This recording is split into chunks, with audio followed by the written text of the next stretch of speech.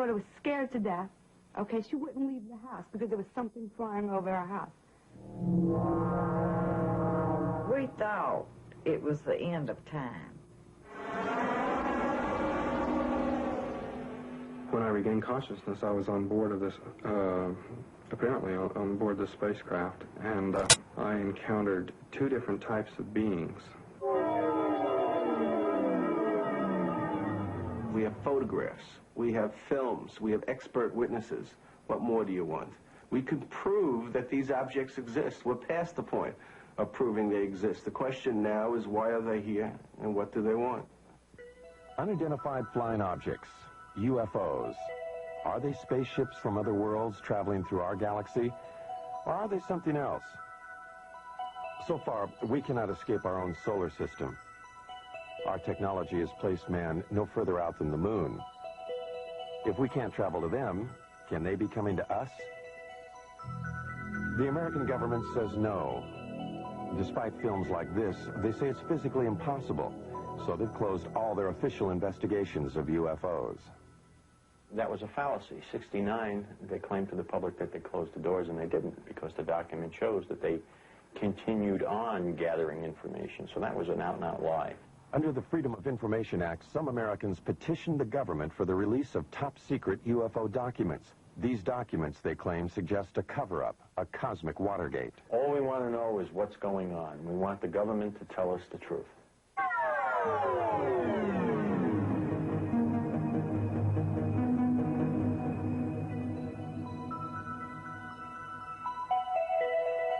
The truth, some believe, is that a higher intelligence from a planet far beyond our galaxy has mastered a technology that makes it possible for them to do things we can only dream of.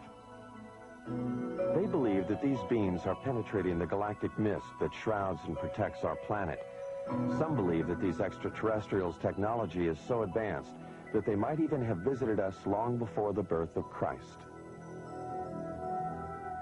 Are there secret messages carved in the stones of the pyramids of Egypt?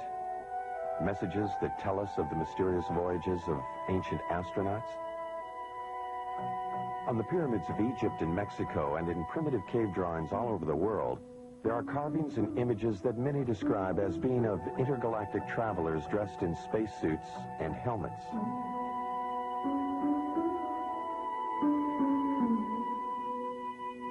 Early Romans wrote about flying shields, ancient Egyptians about circles of fire in the sky. Are these references and these drawings about spacemen or about the gods they worshipped in the heavens above? Aliens from other worlds with extraterrestrial powers are credited by some with having moved the great stone monuments of Easter Island. Others point to the giant circle of Stonehenge as being a sophisticated astronomical tool, only possible at the time if it were designed by others with a more advanced knowledge of the universe. And then there are the Nazca Lines, an alleged spaceport. These mysterious images, decipherable only when seen from the air, were carved in the ancient times atop a mountain in Peru. Many claim this was a landing area for ETs. If there were ETs coming here in ancient times, they seem to have lost interest in us, until 1947. Then, suddenly, around the world, people of all kinds began to report seeing them in the skies above. Some claim to have photographed them. In the United States, the government dismissed the phenomena. They described the mysterious objects as weather balloons, hoaxes, swamp gas, and other scientific anomalies.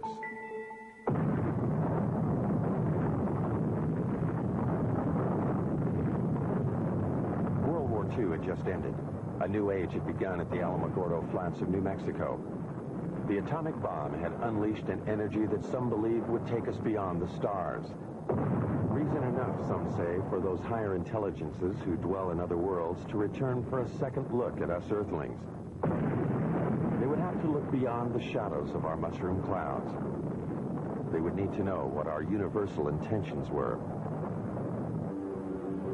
In the years after the war, Navy and Air Force pilots regularly reported sightings of UFOs. Repeatedly, these sightings were dismissed by the military. One pilot, Captain Thomas Mantell, radioed he was pursuing a UFO. The saucer-shaped craft, he said, was moving at speeds unknown to man. He pursued the craft until his own plane exploded in midair. The Navy investigated the crash and attributed the explosion to the pilots pushing his plane too high and too fast. Others said Mantell was a casualty of an extraterrestrial attack. UFO proponents charged a government cover-up, the first, they say, of many. UFO investigators allege that the government cover-up went into high gear with the Roswell, New Mexico incident in July 1947. Roswell was the site of an Army Air Force base 118 miles from the atomic testing grounds at Alamogordo and only 220 miles from Los Alamos, birthplace of the atomic bomb. On July 2nd, this rancher, Mac Brazel, saw something crash in a field outside town. Brazel died in 1963, having kept a pledge to the Air Force to keep secret the story of what really happened in this field. Brazel talked to only one person about those events, his son, Bill, now 60 years old. He told him that whatever crashed here was something he could not identify. According to my dad, there was a bad thunderstorm the night before. The next day he was out on the ranch and he found this debris. And he picked it all up in his pickup and was talking to people, and of course there was some talk about UFOs. He was going to Roswell, and as far as I know, he got in touch with the Sheriff's Department. They in turn called the Air Force. Then the Air Force got with Dad and swore him to secrecy, and they came out to the ranch and picked up this debris. Major Jesse Marcel, the chief intelligence officer at the base, was assigned the task of collecting the debris from the crash site. His selection for the job, UFO proponents say, is proof that the Air Force knew from the start that... With my knife. I found one piece of what looked like metal anyway. It was not flexible, but it was as thin as a foil in a pack of cigarettes. It was that thin. One of my boys told me, he said, there's something unusual here. He said, I tried to make a dent in this metal. And he says, you can't bend it. You can't make a mark on it. He says, I took a sledgehammer and whammed it. I put it on the ground and whammed it. The sledgehammer bounced off of it. When Major Marcel reported his findings to officials back at the base, they issued a startling press release. They had a flying saucer. The next day, Major Marcel was assigned to take the remains of the crashed objects to Wright Field in Ohio for further examination. However, the plane landed at Carswell Air Force Base in Fort Worth, Texas. General Alfred Ramey took one piece of the object off the plane and called a press conference. Then Major Marcel was given different orders by Ramey. He was not to continue on to Wright Field. He told me not to say anything. He says, I'll handle it from now on.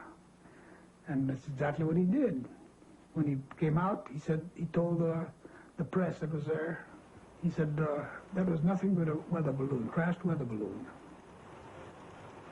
Marcel, under orders not to say what he believed, only recently spoke out against the Air Force's revised story. It was definitely not a weather balloon. And it was an aircraft. So what it could have been, I wouldn't know. I still don't know. Mac Brazel, who had a rancher's knowledge of such things, told his son that, like Major Marcel, he knew the object was not a weather balloon. He said that's what the Air Force tried to make him believe, that it was a weather balloon. And he said, Bill, he said, it was not a weather balloon. He said, I don't know what it was. But he said it was something altogether different and much bigger. If extraterrestrials are going... Philip Klass, the military expert, disagrees. The fact of the matter is that it was not a weather balloon as such. It used a weather balloon as a vehicle, but what it was is called a radar corner reflector. It's an object that is roughly hexagonal, so that it can be tracked by radar, and no matter what angle this hexagonal thing is pointing, it always returns a strong radar echo. So the object was not a weather balloon as such, but it used a weather balloon to hoist it. If the object were only a weather balloon, UFO proponents say, then why did the Air Force pledge Mac Brazel to secrecy? And why did the Air Force pursue his son in the months that followed? Only 22 years old at the time, Bill could not help but be intrigued by his dad's discovery of the strange materials in this field. He searched for and found some remnants of the crashed object. And I was talking about it. I went into Corona, and I was sitting there in a beer joint, and of course, my friends was asking me if I'd found any more or anything like this, and I said, well, I picked up a few scraps, about a cigar box full, and somebody, I don't know, must have informed the Air Force, because first thing I know, I have visitors, and they say they'd like to have this material. And they didn't tell me they'd confiscate it. They just said, well, like we're going to have it one way or the other, you know. What Bill and his father found was taken to what is now called Wright-Patterson Air Force Base. Some believe, however, that much more was taken there. What they say is the actual shell of a spacecraft. This spacecraft, they allege, was struck by lightning, causing pieces of it to fall away into Mac Brazel's field. The craft itself, they say, crashed 78 miles away. The story has it that the spacecraft and the bodies of its alien crew members were then taken to Wright Field and stored in Hangar 18. Myth or fact? The Air Force denies the existence of craft or ET bodies. Nothing has surfaced in the Freedom of Information Act released top-secret government documents. Nothing to support what some claim is this actual photo of an ET's arm. The Air Force also denies the existence of Hangar 18 itself. Senator Barry Goldwater has written that he has tried to gain access to the legendary building.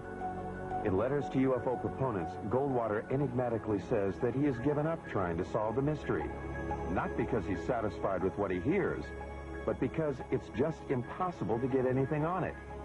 Nuclear physicist Stanton Friedman, however, believes the evidence is there. There's just no question at all in my mind that a saucer did crash, that bodies were found by the government, that the saucer itself was picked up by the government and carted off for study.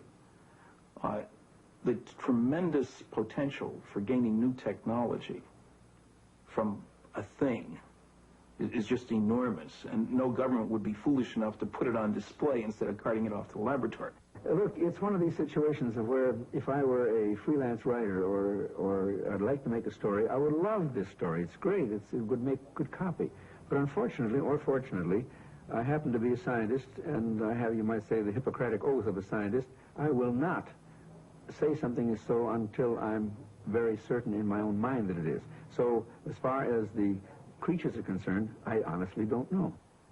Dr. Hynek, a noted astronomer from Harvard and Northwestern universities, has been a persistent investigator of UFO cases. In 1952, he was asked by the Air Force to join Project Blue Book, their UFO investigation unit. 17 years later, he joined Air Force Secretary Harold Brown at a press conference to announce the team's conclusions. None of the evidence that I have examined would indicate any proof at all that we are being visited by extraterrestrials. What is the Air Force hiding in this investigation? We have not been hiding anything. The investigations have been made public. The explanations of those where there is a clear explanation have been made public. The hearing this morning was public for just that reason. Project Blue Book was activated to deal with what the media was calling flying saucer hysteria. They investigated 12,518 sightings. They could not explain 701 of them. Doubts lingered long past the report's publication. Even supporters of the project's conclusions had to wonder about photographs like these. In a series of 3 pictures, one can judge relative size because of the car window, the telephone poles, and the highway. One can also speculate about the dirt being kicked up into the air. Dr. Hynek, the leading scientist on the Blue Book panel, began to have doubts. He personally went to Brazil to talk to the man who took these pictures. He discussed the matters with the president of Brazil and with photo analysts on both continents. By 1973, he had completely reevaluated his Blue Book experiences. He now became a critic of the investigation and an advocate for more UFO study. I was there at Blue Book, and I know the job they had. They were told not to excite the public. Don't rock the boat. And I saw it in my own eyes happen that whenever a case happened that they could explain, which is quite a few, they made point of that and let that out to the media. Things that the cases that were very difficult to explain, they would jump the handsprings to keep the media away from it. For they had a job to do, to, whether rightfully or wrongly, to keep the public from getting excited. Hynek's concession that it was possible that extraterrestrials were visiting us raised the UFO debate to another level. A major establishment astronomer and a man trusted by the Air Force was now saying that intergalactic spacecraft could be traveling through our solar system.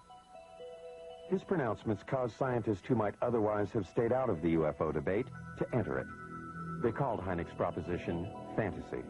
But if we just think of our own galaxy, you know, it's 100,000 light years across. That means to travel from one side of that galaxy to another side, to the other extreme edge, would take you 100,000 years if you traveled at the speed of light. Now, there's very good evidence that nothing travels faster than the speed of light. I mean, it seems to be the ultimate speed limit in the universe. If, however, aliens know something we don't, suppose they are able to transform space and time or manipulate space and time in some way, or travel in other dimensions, then all things are possible. As man has entered the space age, the concept that all things are possible has indeed become part of a new way of thinking. Some of the men who investigated Blue Book were born before the Wright brothers flew a Kitty Hawk. They conducted their investigation before man flew faster than the speed of sound. Even the men who flew our space missions concede unusual experiences that they cannot explain. Astronauts like James McDivitt on Gemini 4 and Ed White have reported seeing unidentified flying objects in space. Pete Conrad on Gemini 11 in 1966 is another of the 11 astronauts who have seen UFOs on NASA space flights. Some of these objects the astronauts saw were photographed. NASA has called some of these sun flares or space debris. Some are still labeled unidentified.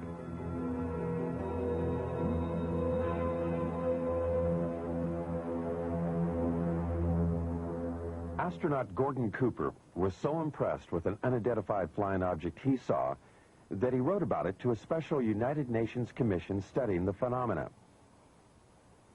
He wrote, "I believe these extraterrestrial vehicles and their crews are visiting this planet from other planets, which obviously are a lot more technically advanced than we are here on Earth." Recently, Cooper reversed himself. He does not now believe that what he saw was an extraterrestrial spacecraft. Another of the original Mercury 7 astronauts, however, has not changed his mind about what he saw on a test pilot flight in 1952. Deke Slayton. As I closed on this thing, well, it looked like a weather balloon, and that's what I presumed it was. And I had plenty of gas and time, so I decided I'd just come back around and make a pass on it. And I got around where I should have been coming back on this thing. All of a sudden, it didn't look like a balloon anymore. It looked like a saucer sitting on edge, about a 45-degree angle. I didn't have any gun camera film on board, unfortunately, or I'd have shot some pictures of it. And about that time, I guess whatever it was, for whatever reason, it took off climbing at about a 45-degree angle and just accelerated and disappeared. And I obviously couldn't follow it with an old piston engine fighter. So I turned around and went home. Some UFO observers, however, have had camera and film on hand at the critical moment. This footage was shot from a helicopter off Catalina Island in 1966. Some say this is a single-wing aircraft. This film was shot by the coach of the Great Falls, Montana minor league baseball team in 1950. The Air Force says it is a picture of two aircraft. This film was shot by a newsreel unit in Guatemala in 1976. Some say this is also an aircraft.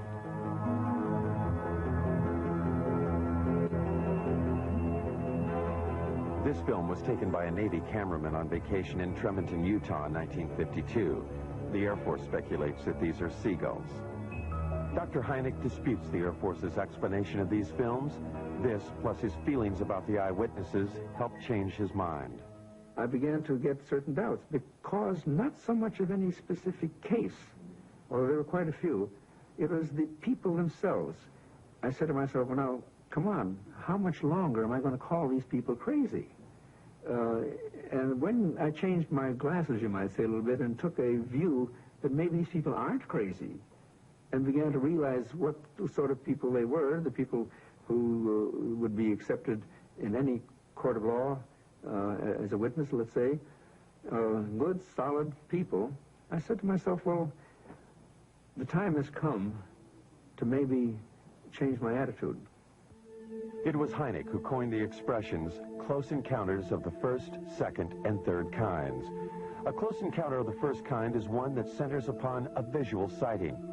Hynek investigated first-kind encounters in 1983 in New York State. Local residents and commuters just 40 miles from New York City had been reporting sightings of an unusual object in the night skies for over a year and a half. Sightings were reported on at least 50 separate nights during the 18-month period. Over 9,000 eyewitnesses, lawyers, teachers, CPAs, advertising executives, nurses, and factory workers reported seeing the unidentified phenomena. Newspapers and television almost weekly carried reports of the sightings. From different places throughout the area, eyewitnesses all reported seeing the same thing.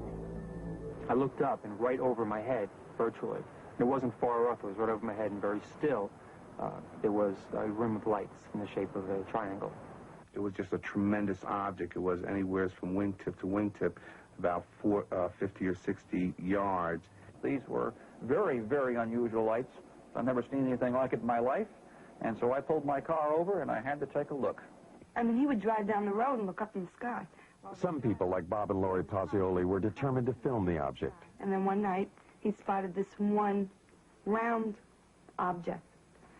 And that's when he called me, and he said, quick, let's get the camera. And we did.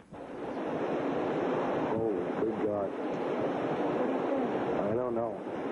Not quite. I'm going to tell you something, honey. I don't know what the hell it is. It's rotating. Bob and Lori photographed this unidentified flying object near their home in Brewster, New York. Bob is a vice president in a Manhattan computer firm. Some of their friends and Lori's parents thought they were crazy, despite this photographic evidence. Yeah, it's turning very, very slowly.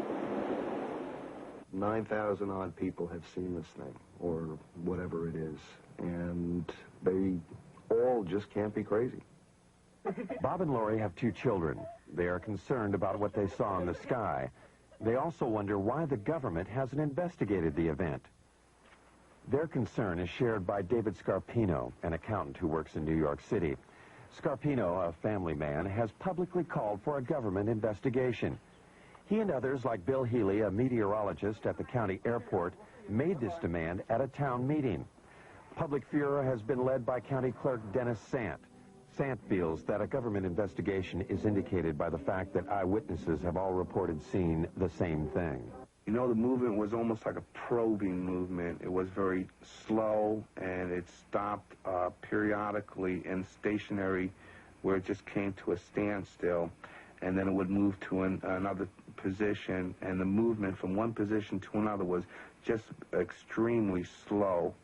Now, the speed at which it was going at that point was very slow, because I had to walk at a very slow, deliberate gait to keep up with the lights. Every step I took, it moved a little bit. It moved in a very straight line, very slowly. There was absolutely no noise. When I walked away from it, at that point, it started to rotate virtually, almost as it was on an axis. It didn't make a big loop. It just rotated. that appeared, as I said, to rotate in the sky, change lights. Aircraft, I don't care how well precise you want to be in flying those suckers, you're not going to be able to make them move 90 degrees. All right, this thing did apparently rotate. You can't do that with aircraft. Could it have been an aircraft or many smaller light planes flying in formation? The media attention given the sightings prompted 6 pilots at a local airport to try to prove that it could be just that. Amused by the idea of UFOs, the pilots planned and flew at least 18 daring nighttime missions, flying in formation, sometimes without lights.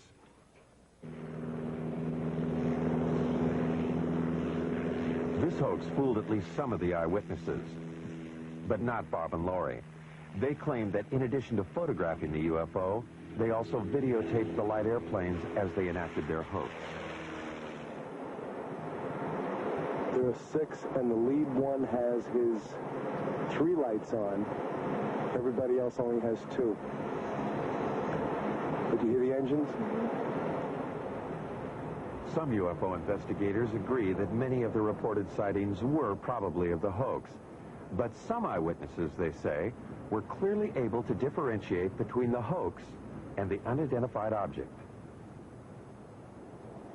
As it was coming over, there was a star in the sky, and as the lead light went under that star, right behind it, you could still see the star, which meant it was not a solid object. And as it was going overhead, you did hear engines. All right, now, what kind of aircraft engines, I don't know, but you did hear aircraft engine noise. Engine noise, different lights, and different flying movements, UFO proponents say, clearly make the airplanes IFOs, identified flying objects. But this object, or objects, remains unidentified for many. Some eyewitnesses refuse to accept the possibility that these are also the lights of the airplanes. I know what it wasn't. It wasn't an ultralight. It wasn't a blimp. It wasn't gas. No one's tried to tell me what it was, but I know what it wasn't. Investigators have subjected the videotape images of the hoax and the unidentified lights to various computer analyses. By digitalization of the images, they hope to be able to determine if the area between the lights of the UFO was solid, indicating one craft. The airplanes, they hope, would show night sky in the center of the lights. Physicist Al Hibbs. Pictures like this, night sky, a few lights, taken with a television camera that was perhaps being moved, not deliberately, but accidentally while it was taking the picture. There's really nothing you can say about these things. In one case, a very good explanation is offered, and I see no reason to disbelieve it. In the other case, there's no explanation. I certainly can't offer one. I would love it if some UFOs were extraterrestrial objects being piloted by extraterrestrial beings. I think that'd be the most marvelous discovery of the history of man. I'd love to have that be true. So I'm not going to say that foreign objects, artifacts made by intelligent creatures in the solar system, I'm not going to say that's preposterous. I'm going to say it is so unusual, so immensely important, that I'm not going to assign any sightings like this to that phenomenon without a lot more data. Insufficient data, the object remains unidentified.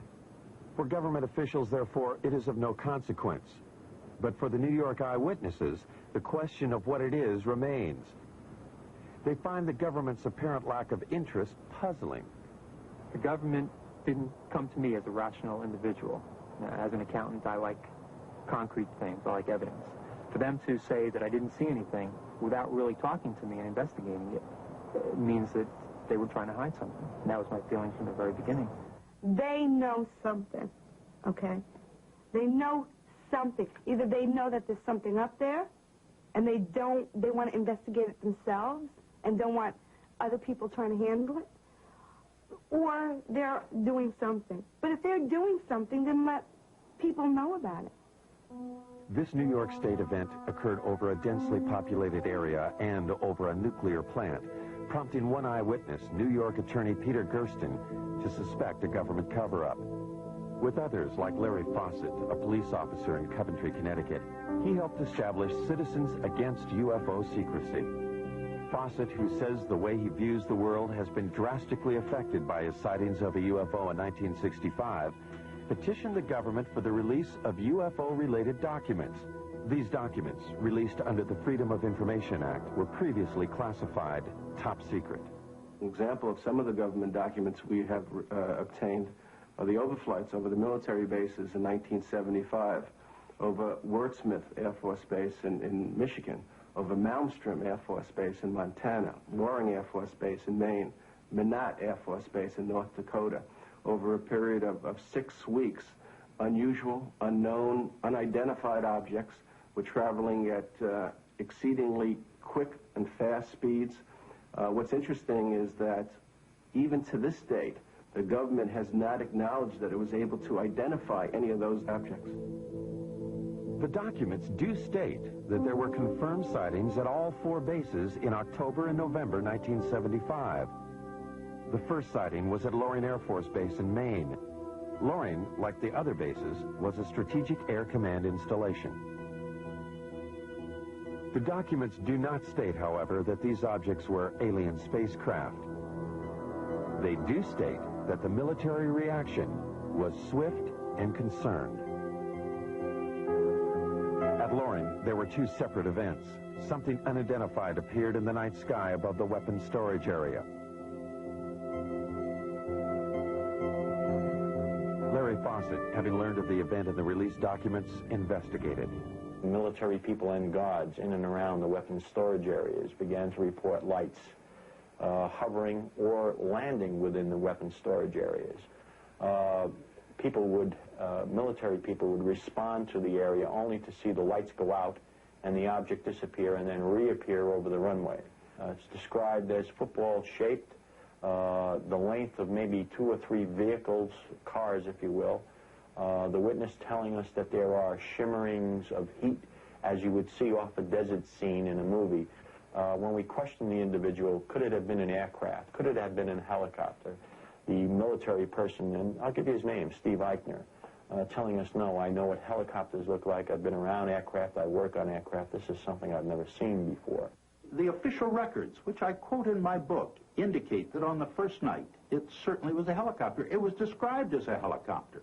Now, if the officers on the base, experienced pilots, if they don't know a helicopter, and we have to depend on some GI who's not a pilot, who comes forward not at the time, but years later, he claims to have been there and claims it was not a helicopter. Again, let's go on the official records.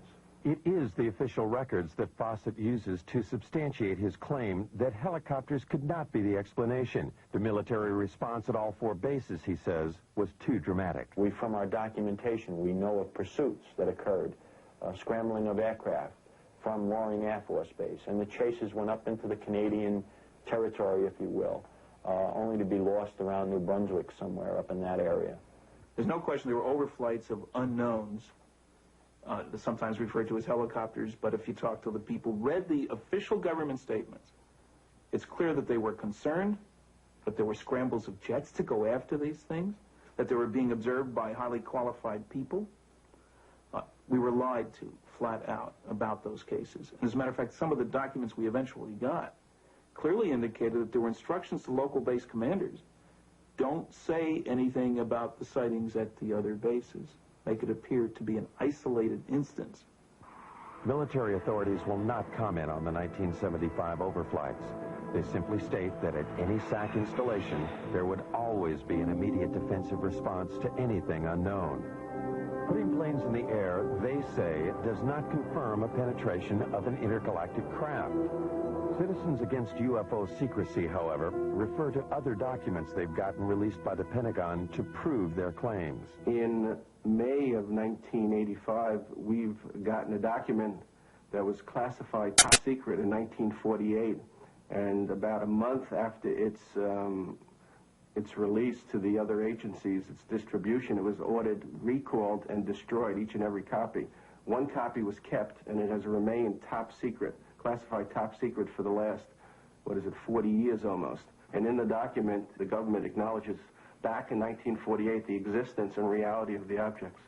The official military position about any document issued before the Project Blue Book investigation is that Blue Book later explained them. This includes a startling document written by a Canadian. Wilbert Smith stated flat out in his top secret memo, and I think it was declassified by mistake, frankly, that this is the most classified subject in the United States, even more so than the H-bomb, and that flat out, flying saucers exist. This is the opinion of one man, a Canadian officer, in 1947.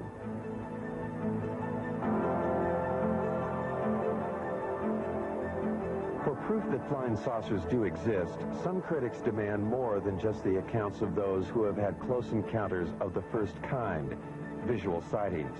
Even when first-kind encounters are reinforced by photographs, they fail to satisfy the need for physical evidence. This woman claims that she has had a close encounter of the second kind. A second-kind encounter is defined by its having physical evidence. Vicky Landrum, along with her grandson Kobe Lee, alleges that they, along with Betty Cash, were on their way home from a bingo game when they encountered something they had never seen before.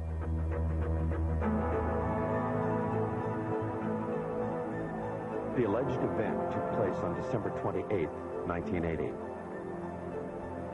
Vicky and Colby were driving in Betty's car on Highway 1485, 30 miles from the Houston airport, and only 37 miles from NASA's American Space Headquarters. Kobe Lee saw a light, and he kept asking us what the light was. And he kept pulling my face around and asking me, "Mama, what is it?" And I said, "Honey, I don't know." And Betty said, "I believe it's getting closer." And I says, "Well, it kind of looks like it," but we had no idea that we were going to get hurt. I would say within an instant or so, all of us noticed it because it lit up the entire sky. There was no way you could have missed it. It looked like the woods were being set on fire. And inside the car, it was so hot till my handprint is yet on the dashboard of Betty's car. They got out on their side of the car. I stepped out on mine. I stood behind the car door for just a second or so, and I walked toward the front of the automobile. I stood there for just a short time, I don't know how long, trying to see what I could figure this object out to be. It was diamond-shaped. It didn't mean it was sharp up here and sharp down here. It was kind of round, and the fire come out the bottom of it. But here was this huge object and flames shooting from it. And they weren't just small flames. They were gushing from it. And Kobe was hanging on to me. And he was trying to get, he started pulling away from me, and I pushed him back in the car, and I got inside the car and put my arm around him and hugged him up real close to me. We thought it was the end of time. I says, Kobe, don't be afraid. I said, if you see a man, it'll be Jesus. And I said, he will come to carry us to a better place. He will not hurt you.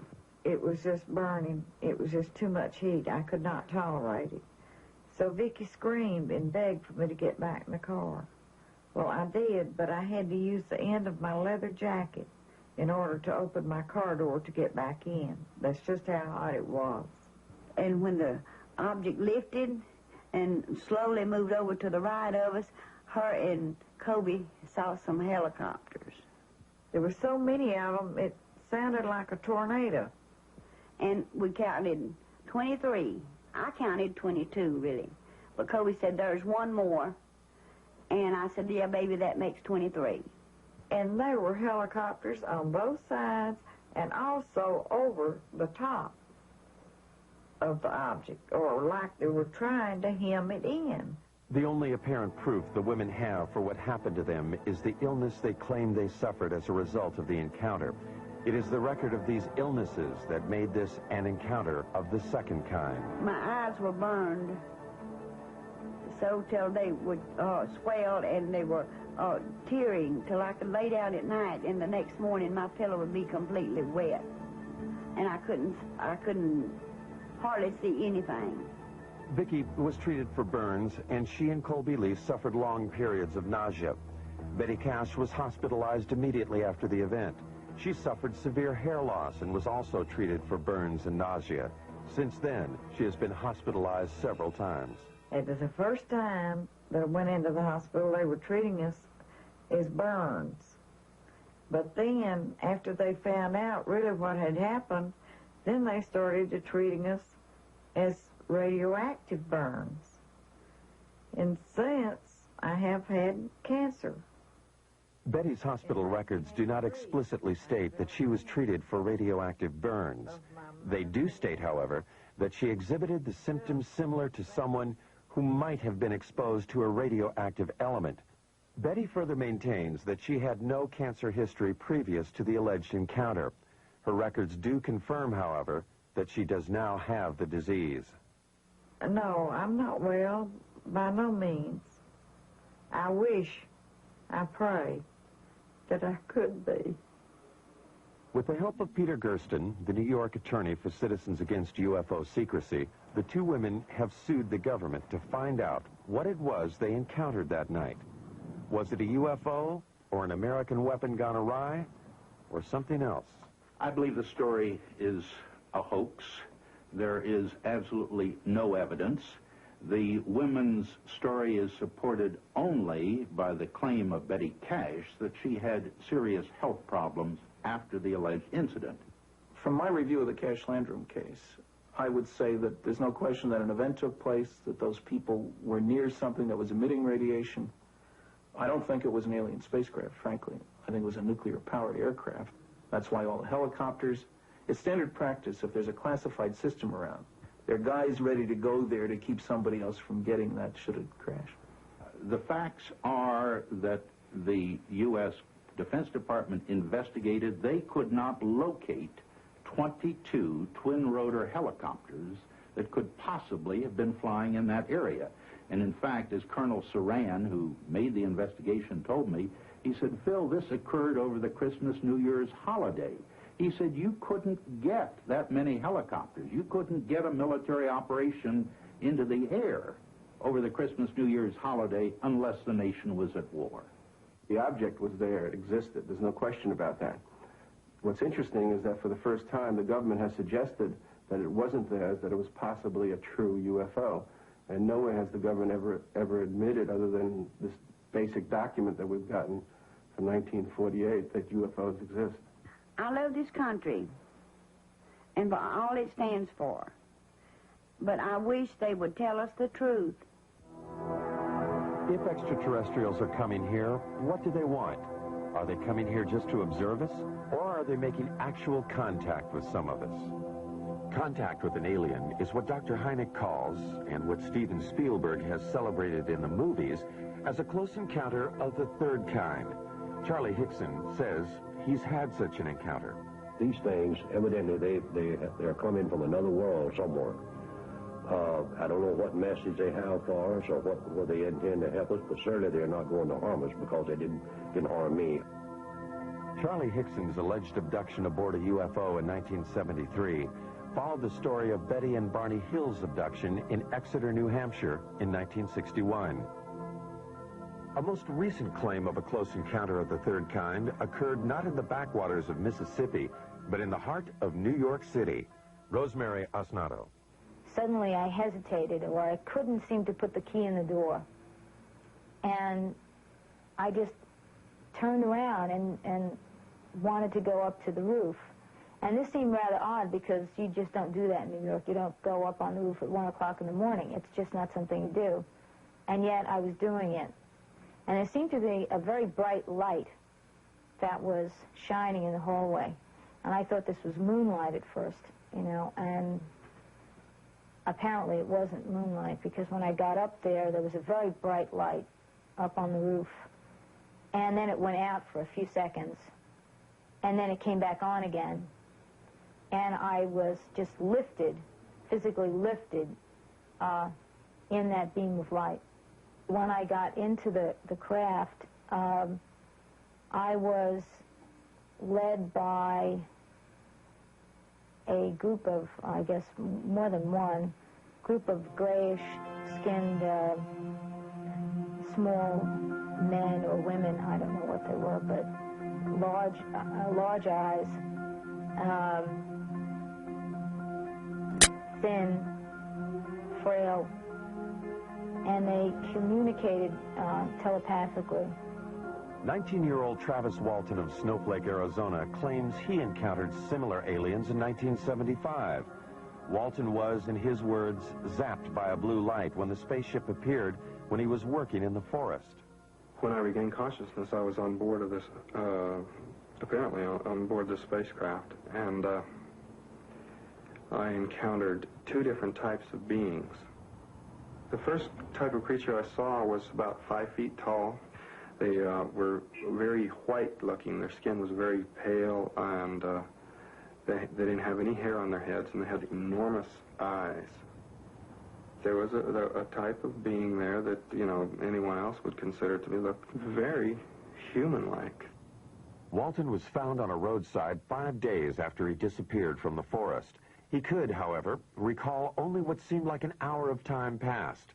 Time, he claims, he spent aboard an alien spacecraft. Now 29, he reflects on that experience. I lost my job. The effects were quite negative. You know, time lost. You know, it was a very disturbing thing in my life. A lot of negative publicity, really. You know, this is a kind of a stigmatizing thing for people to, you know, consider you. You know, a certain percentage of people think that you're wacko. What Travis Walton and others claim they have experienced has, according to some, now been validated by government documents.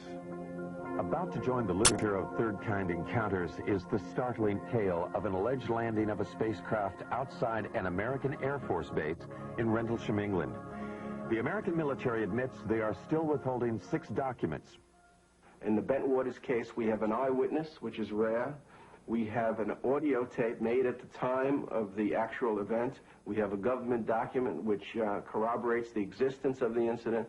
The government has no reason to withhold the information. The UFO is said to have crashed in the Rendlesham Forest in an area 2 miles from the American military installation. Released Air Force documents confirm that military personnel were dispatched to the site on the first night. They reported seeing the lights of the mysterious craft. On the second night, after Geiger counter readings indicated increased radioactivity in the area where it seems something could have landed, the commanding officer of the base, Colonel Charles Halt, along with several officers and enlisted men, also reported seeing the UFO. Halt wrote this document reporting the sighting. It clearly indicated the presence of a strange glowing light that illuminated the entire forest. It tells of pulsating red and blue lights and of the objects disappearing.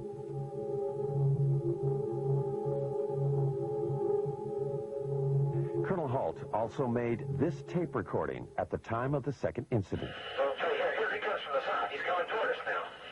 I don't observe what appears to be a beam coming down to the ground. This is unreal. What Colonel Halt was describing that night, some believe, was the pulsating light emanating from a lighthouse 5 miles away. Those who believe that it could not have been the lighthouse quickly point out that Halt's report indicates lights of different colors. Critics respond that pulsating lights can play tricks, create illusions. And the light comes in at you at a roughly tree level. And it turns and it rotates, so it's flashing on and off. If you look at the transcripts of the taped account of what the colonel and his men said that night, you'll find that they were saying such things as, it's on now, it's off, it's on, it's off, if I remember correctly. And that sequencing corresponds precisely with what the rotational frequency is for the lighthouse. The lighthouse theory deals only with a close encounter of the first kind. What of the close encounter of the third kind? The story told later by several American enlisted men. The story, they say, they were ordered not to tell. Afraid to reveal his identity, one of them talks about the alleged encounter. The senior officers seemed very calm with it. And the lower-ranking people like myself didn't know what to make of it, and almost maybe shock had set in because we were very apt to listen to what we were told to do. I know conversation took place between our base commander and individuals that were in the craft. Our base commander at that time apparently even shook one of their hands. Something tells me at that time they had difficulty with the craft, and we even gave them help in repairing the craft. The lighthouse explanation for Colonel Halt's report cannot explain away the account of the alleged landing and third-kind encounter. And so far, nothing in the released government documents confirms such an encounter. There are 6 documents that the government is withholding concerning the incident in Bent Waters. I want to know why they're withholding that information. They do not have a right to withhold that information, and I want to know what that information is. The government will not release the documents for national security reasons. Citizens Against UFO Secrecy maintain that the government uses national security as a cover for withholding UFO-related material. Recently, they sued for release of a document from the National Security Agency. When they got it, it looked like this.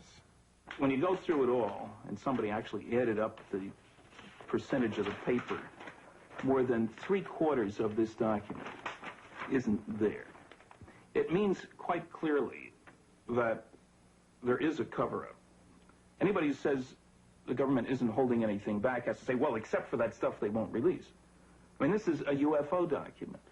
It tells about NSA information about UFOs. Now, on the one hand, the government is still saying UFOs don't exist. Now, if UFOs don't exist, how can they affect national security?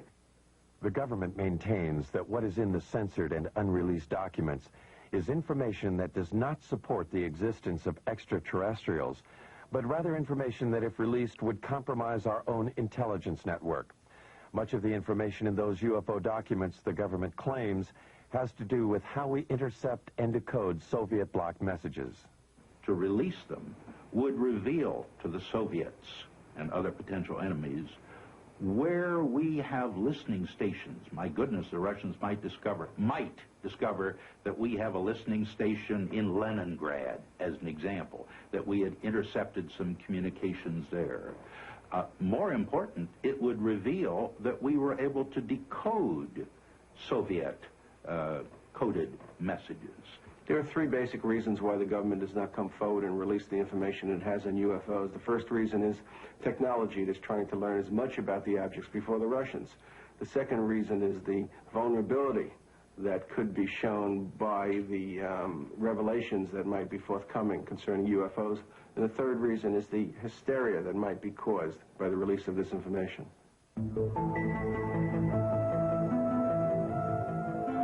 Are these spaceships from other worlds? Are we being visited by intergalactic aliens with a technology and civilization that dwarfs ours?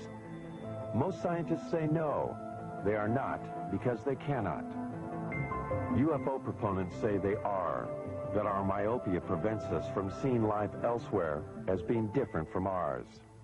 I think one should also point out, as Arthur C. Clarke has said, that when we look for life elsewhere, we should not look only for life as we know, but life as we don't know. And he went so far as to say we should even look for life as we can't understand it.